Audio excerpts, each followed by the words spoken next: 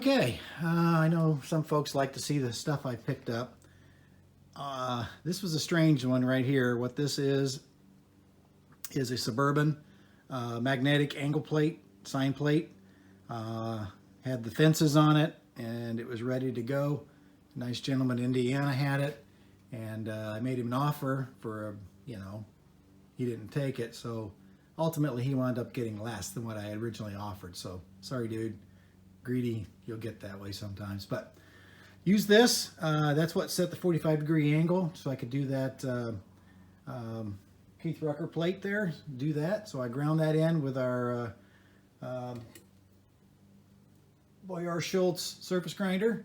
So we got that squared away. So some of you might be envious because these are very nice and it worked perfectly. So was it cheap? No. Did I get a more than fair price? Absolutely.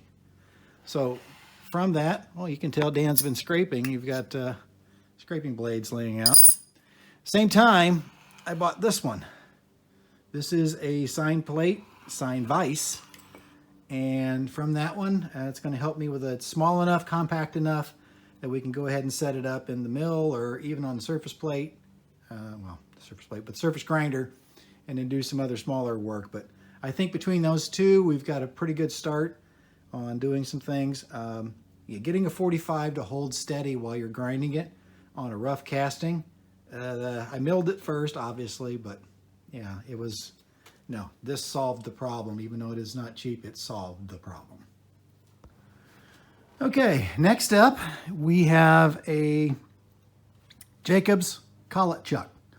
I had never seen one really up close, looked at it. It's like, oh, it looks pretty cool. It looks like you've got a drill chuck. And it is for the flex collets. The Jacobs flex collets that have been out forever and ever and ever. As you can see, works great. I had to clean it up. And I think Doug's going to pass out when I say that it came with a D13 chuck on it. Okay, so this is where you go from there. All right, for those of you that have not used them, these have been around over here in the U.S. a long time. It just goes in, straight in.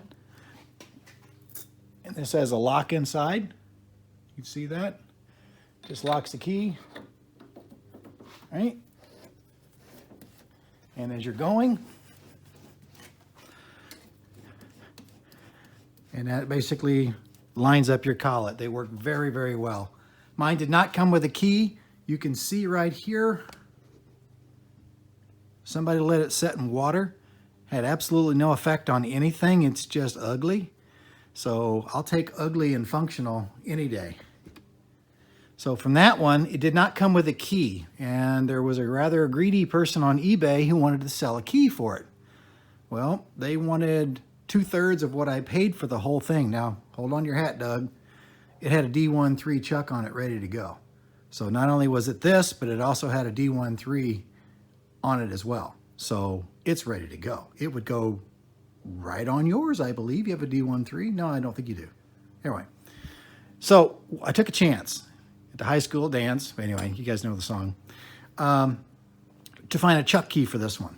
They wanted, as I said, 2/3 of what I paid for this just for the chuck key. So I surfed and surfed and surfed, looked and looked and looked, and I says, okay, well, I've got some pretty big honking Jacobs chuck keys. I'm like, okay, all right, well, could I? Yeah, you probably could. Could I put an adapter on the end of it and I could probably get by? Yes. But then I started rummaging and I found out, hey, wait a minute. They make this key. This is a Jacobs K5. K as in king, number 5. Watch this. Perfect. That's a $20 fix, not $80 shipped, fixed. So, okay, I know some of you are doing the math. It's like, okay, well, what did you pay for it, Dan? Roughly just a little north of $100, ready to go. It needed cleaned, obviously. Inside here, because if you've watched the previous video on my channel from a while back, I have the big ringed one and I have the small phenolic one as well. So you've got 3 flex coupler, Jake. I actually have 4. So But with that one, I needed to true the base up here and get that squared away. And then it's down under 1,000th total run out. So we're in good shape. I mean, for my shop, it's not perfect, but it's certainly very nice to work with.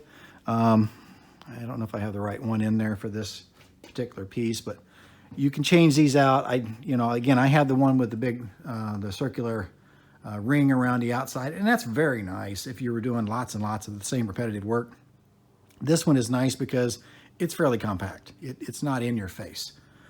Yeah, it's got a little bit more stick out than its cousin, but it works out well. So there I have it. I got that.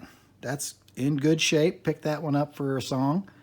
And that's going to help me with some other of this turning that I do, because with that Acme thread, I'm going to need to put it into a collet. So, I already had it, but this is going to be just another nice one. But again, that's the only thing wrong with it.